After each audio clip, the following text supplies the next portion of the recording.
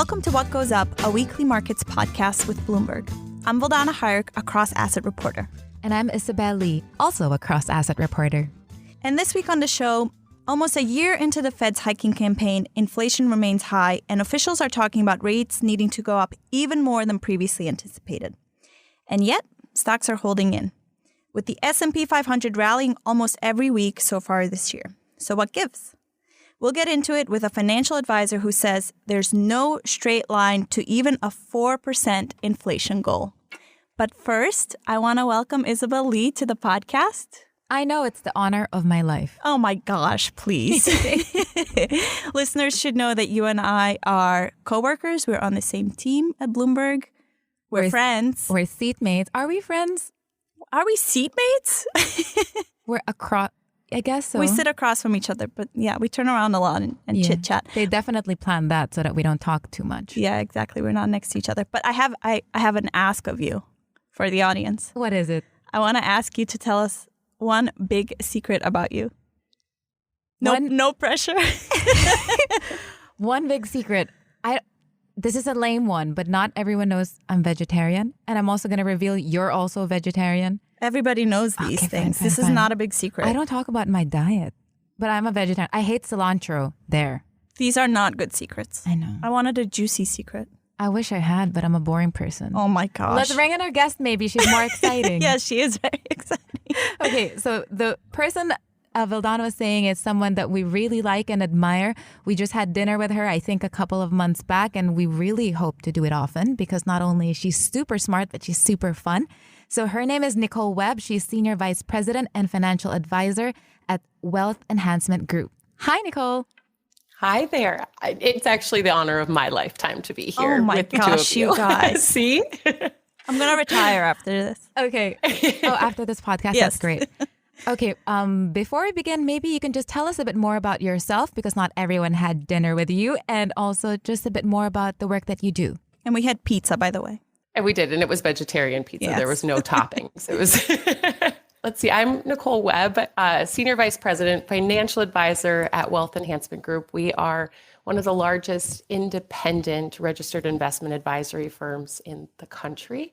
I've been with the firm for almost 20 years, so that dates me a bit. Perhaps the secret about me is my actual age.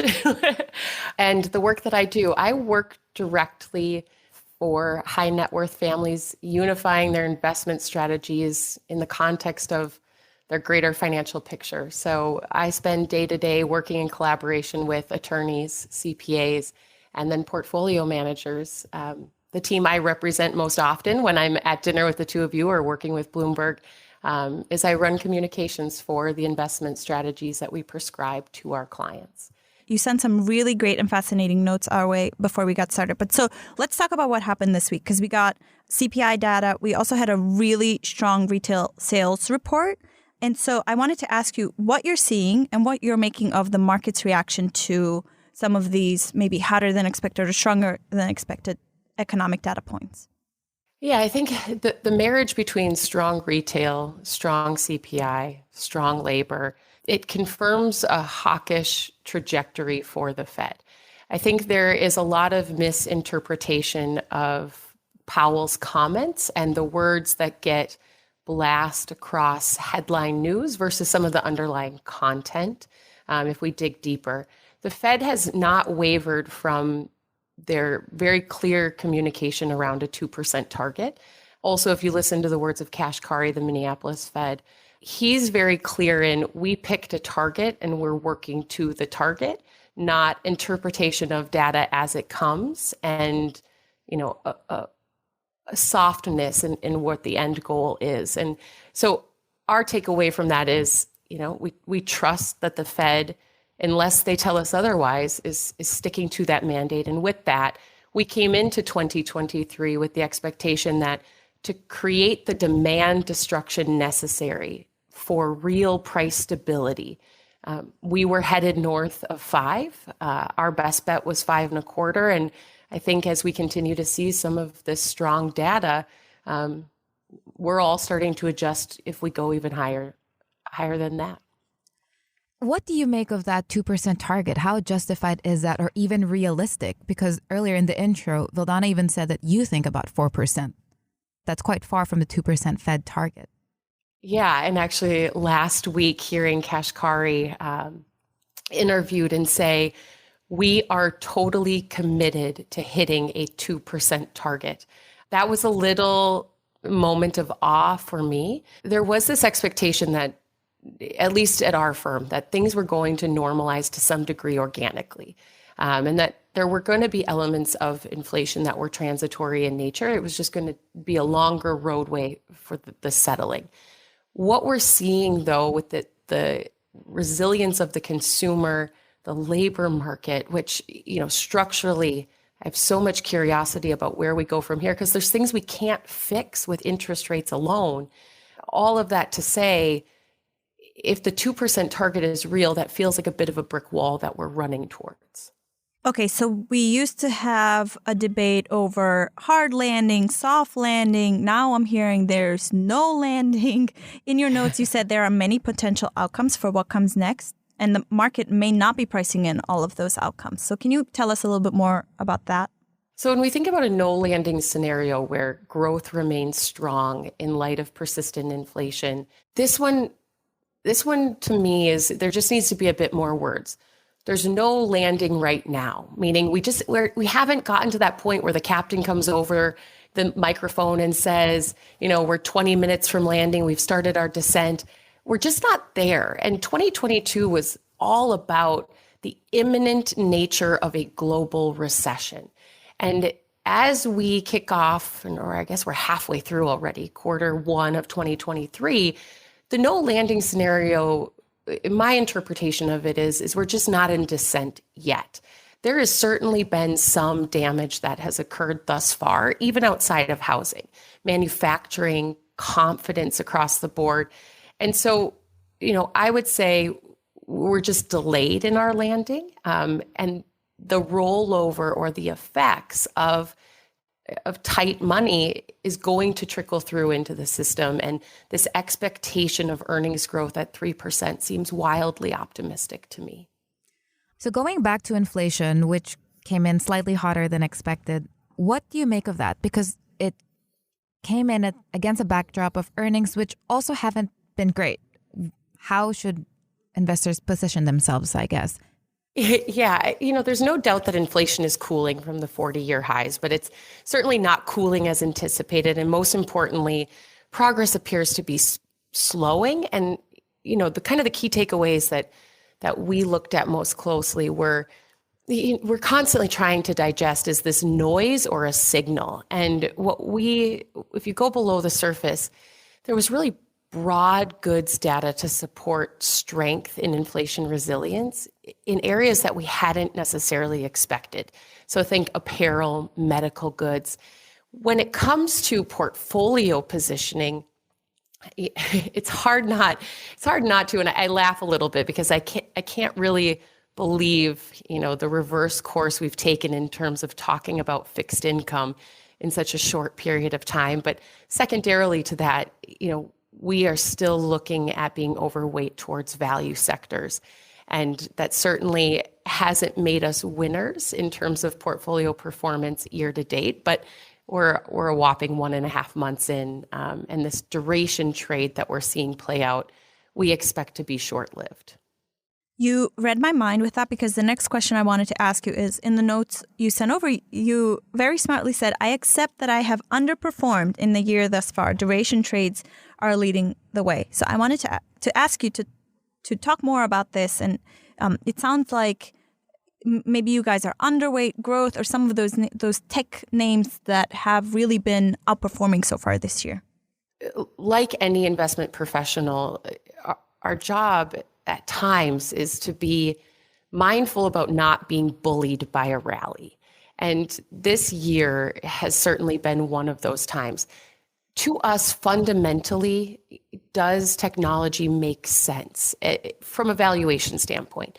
We're looking at companies that are trading 45% above their 10-year average on PE in a 2% real rate environment.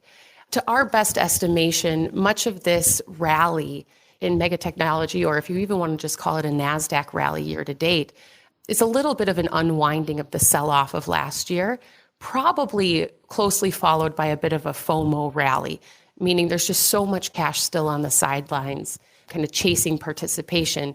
And so as much as we talk about, the risk-free rate on the 1-year treasury hovering around 5, when you see some of these big names, plus 40, plus 50, plus 70% already year to date, that's such a huge variation where there is a bit of, fear of missing out on that big performance. But to us, again, going back to the technical aspect, we're not bullish on the stickiness of this, as we don't see any type of Fed pivot and liquidity event in the near term.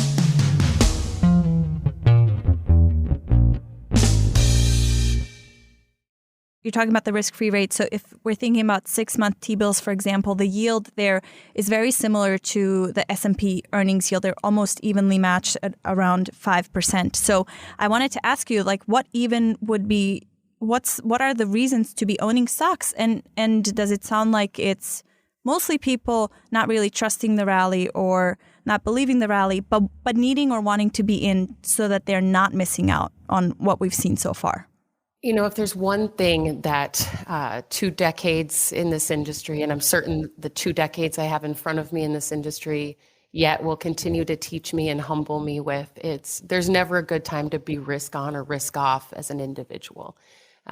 Your long positions remain long, and there is intrinsic value because at some point the market does begin to price in the future pivot or stall out of the Fed, the return of loose policy. And as a result of that, it can't be perfectly timed.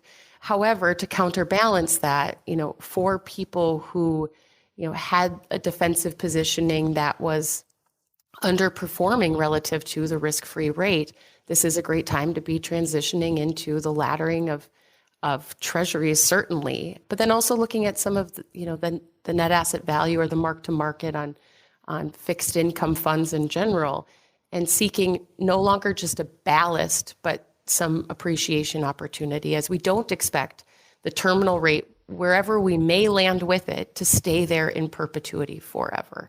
Simply Fed action moving us towards price stability, at which point then we expect that they too will come back to a more median level for a terminal rate. I'm still thinking about your "don't let the rally bully you" comment. What a good comment. I know, it should be your life mantra. But yes, the stock market has indeed rallied, and as some have been saying, it's gone too far too fast. Why do you think that it's not taking the right cues from the bond market?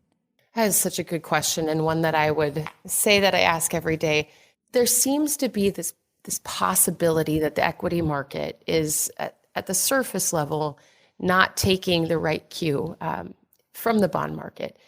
And what I mean by that most specifically is, as we start to look out at yields and kind of the timing or the inversion of the curve, the steepness of it, it's almost as if the equity market is pricing in this moment in time in which financial data rolls over. There's enough weakness to support the Fed pivot or the Fed pause or whatever moment in time investors need, and this not wanting to miss out on it. So when you think about kind of the valuation reset of last year, and if 2023 was really an expectation of a reset on earnings, then one could say, well, the valuations themselves got beat up enough last year that I am a willing buyer at these levels. And you couple that with an expectation that if you looked at the bond market 12, 18, 24 months from now, it was signaling, a reversion back towards policy that looked more like policy of past in terms of Fed action. That would indicate that the marks on some of these on some of these names were trading at a relative discount. My fear is that the actual cue coming from the bond market is more screaming that the rollover of the financial data is going to be fast and it's going to be quite furious, and that there will be a moment in time where the the swiftness of the movement in interest rates suddenly comes to head. And I think that still lies ahead as a possible threat to the markets. What about what we're seeing in terms of the data right now? Because if we're thinking about the economy slowing down, what is the evidence that the economy is slowing down? So far, to get to our target, we actually still need growth to slow. We need a labor market to come to balance. We need clear evidence of price stability across goods and services, and we don't have any of those. The only things that we have thus far are a slowdown in manufacturing, a slowing in confidence surveys and confidence levels across the board. In terms of seeing the actual demand destruction hit, it's not there yet. What we don't know, and what some members of the Fed are still holding on to, is the notion that the stimulus is finally running out, and that another quarter or two from now, perhaps we see the participation rate, move away from these all-time lows. If that happens, then perhaps that helps us out a bit. I want to move away from the U.S. and go to Asia, where I was born. That's a nice secret. That should have been your secret. I know. In China. What do you make of the China reopening? There's so many questions around it. A lot of people, at first, even Goldman Sachs said it's going to be bumpy, but I think it's bumpier than most people thought. And I just read an article saying that fund managers are saying that treasuries will face more pressure from inflation, but this time with China as the key catalyst, not the U.S. So interesting. Even call it 24 months ago, when it came to China, in the short term, we weren't necessarily overly bullish, just simply because of the impacts of COVID and some of their policies surrounding COVID and the uncertainty about directionally where they would go. But from a bullish standpoint, this shift to a more capitalistic agenda and mindset as an economy, was always very interesting to us. The geopolitical risks, and that again heightened by, 30 days ago, we're talking about the China reopening. We're looking at just kind of the broad emerging market just tear that we've been on in a positive way year to date, a lot of which had to do with the US dollar and the strength.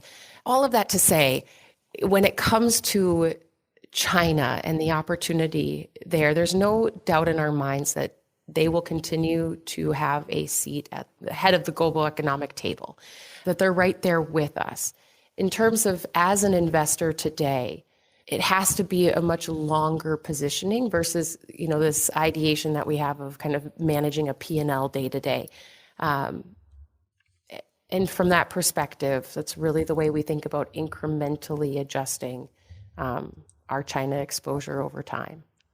What about any other international areas when it comes to positioning or investing? What do you guys make of the rally that we've seen in international stocks? You mentioned EM. International stocks have been outperforming U.S. stocks for the first time in forever. So how are you guys thinking about that? Or what do you recommend when clients come to you with those questions? So first and foremost, there tends to be waves of relative outperformance, U.S. versus abroad. And one could make a really strong case for heading into this year. It seemed due time that the wave of outperformance came from non-U.S. securities. Just if a company was based outside of the U.S., the discount you were receiving relative for the exact same company from a kind of a fundamental standpoint looked dislocated enough that there was a good reason. With that also, playing into the U.S. dollar and the expectation that it would, from a relative strength perspective, begin to normalize in 2023. All of that created tailwind for non-U.S. investing heading into this year. Pairing that also, though, with portfolio construction in the U.S., looking at the China reopening and thinking more about the global consumer. China coming back online has a lot of implications, and some of them, kind of go without being talked about in terms of headline news. And the street tends to kind of not pay enough attention to the incremental growth component of that's going to happen. And so areas we loved and that continue to do well this year were luxury goods, and then also attainable luxuries when you think about the non-US population. So names like Estee Lauder, Starbucks, Nike, as people around the world become more mobile again, duty-free shopping, all of those things come into play in terms of portfolio construction. Estee Lauder was my mom's favorite makeup before. Okay, going back to China. Can the impact of the China reopening offset the incremental slowdown we're seeing in the U.S.? Our bet is on yes, in terms of margin, in terms of, some of the earnings numbers. Will it go unnoticed? Perhaps. But we do think that the Chinese consumer has a lot of pent-up demand. However, they are not coming. The thing we also have to be really careful about when we think about China reopening as a whole, they're not coming out of their COVID policy the same way Americans did, with a lot of stimulus in their pockets. That's not a consumer trend or expectation that we have. Their life during those roughly 3 years of COVID policy looked much different than ours. And so it may not be enough to offset where we think directionally we're headed, as we start to see, as I mentioned previously, some of this kind of rolling through, or some of the data to start really representing the restrictive policy that we've been living in now, for the better part of 6 months. Nicole, I feel like we've put you through the ringer this entire interview, this entire discussion. So thank you so much for joining us on the show today. It does sometimes feel, I feel so bad. Sometimes it feels like it's like the Inquisition. Like, what are your thoughts on China? How should we be positioning? Thoughts on everything from stocks to bonds. And everything. But that's Nicole Webb, Senior VP and Financial Advisor at Wealth Enhancement Group.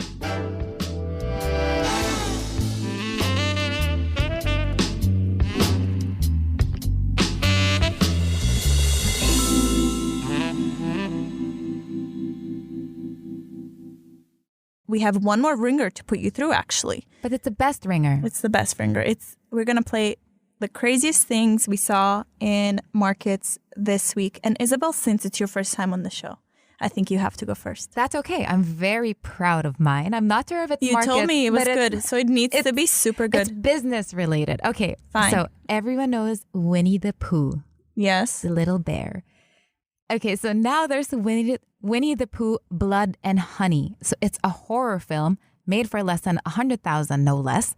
And the premise is Winnie the Pooh and his friend Piglet starving because Christopher Robin leaves them for college and can no longer feed them. This is the worst thing I've ever heard in my life. Are you insane? And so they kill and eat their friend Eeyore.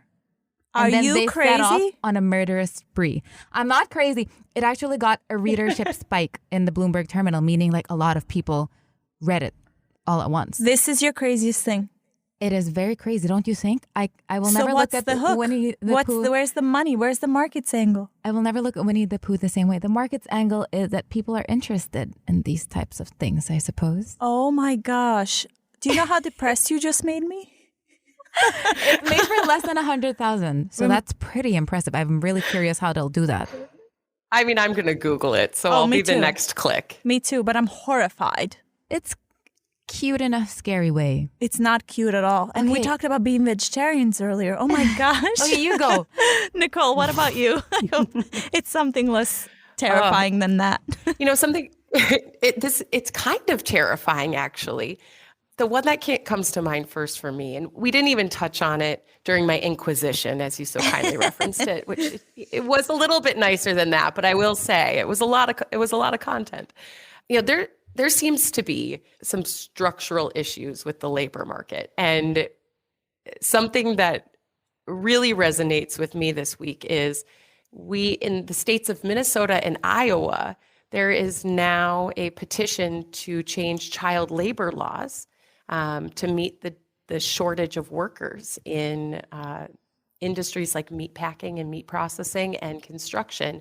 And they're looking at revising the legal age for children to start working down to 14 years old. No. You should see our jaws right now. You should. Our jaws are like. I think that says a a lot about where the labor market is and where it's expected. This is to the most continue to morose go. discussion I've ever had in my entire What was life. the age before?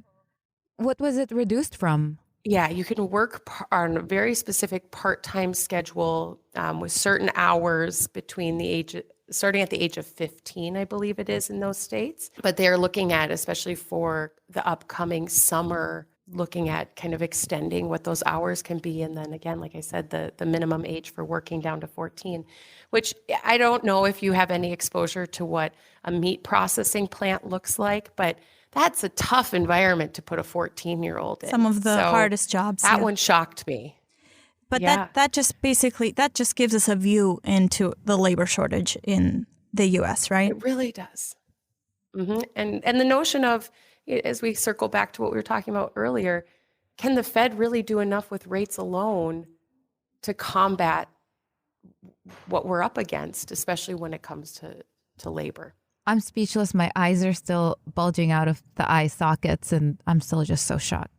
What's yours, Vildana? I hope it's happier. Okay, mine is more fun. Good. In honor of Mike, who usually leads the segment, the Craziest Thing segment this way, I'm going to try to play my best Mike Regan role.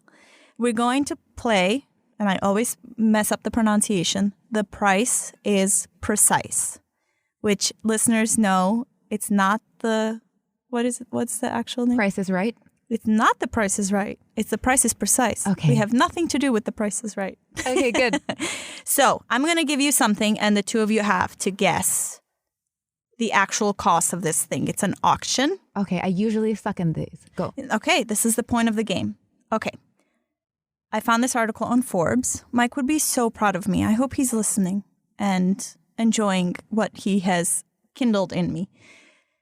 An ultra-rare 1908 Harley is now the most expensive motorcycle to ever be sold at any auction. It's actually quite ugly. They have a picture of it on the website, and I want the two of you to guess what the actual price was. No, I don't know anything about motorcycles. You go first, Isabel. 1.7 million.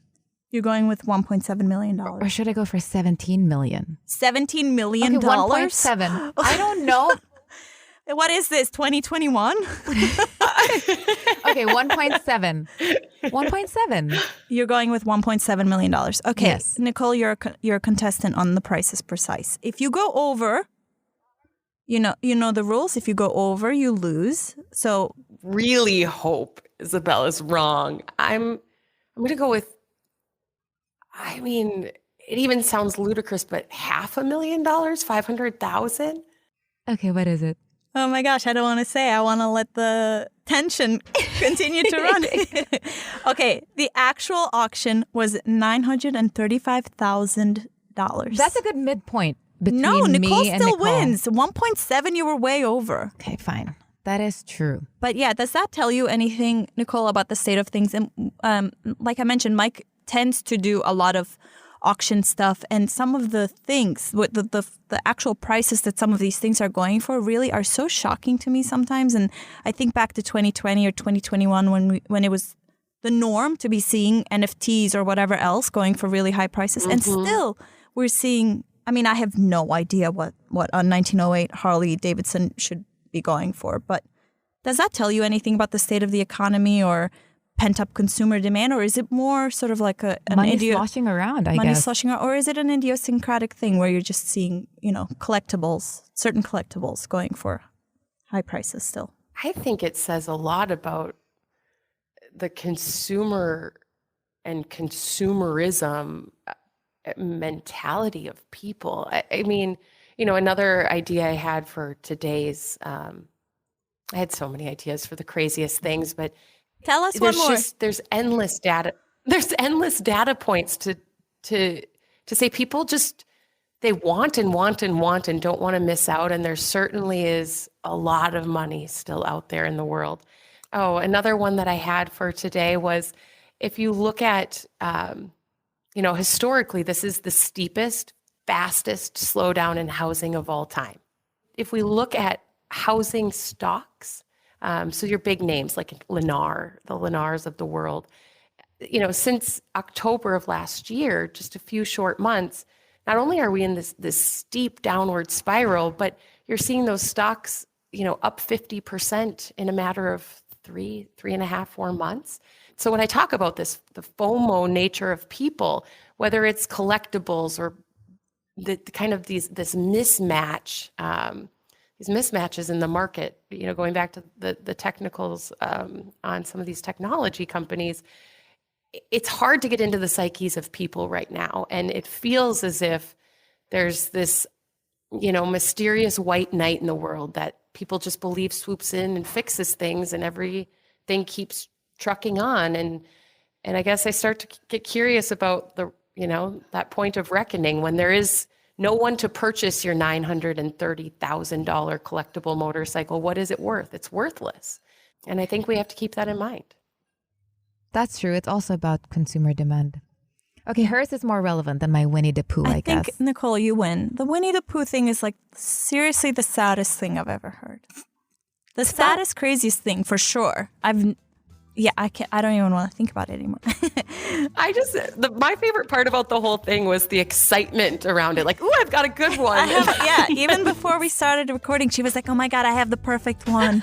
And I was like, great, I can't wait to hear it. It's amazing. I think every time we have a meal together, we should start the meal with the craziest thing I've seen in the markets. I'll bring a funner one next time. Yeah, let's see. Okay, Nicole, thank you so much for joining us. That's Nicole Webb, Senior VP and Financial Advisor at Wealth Enhancement Group. We're so lucky to have you on the show today. Thank you.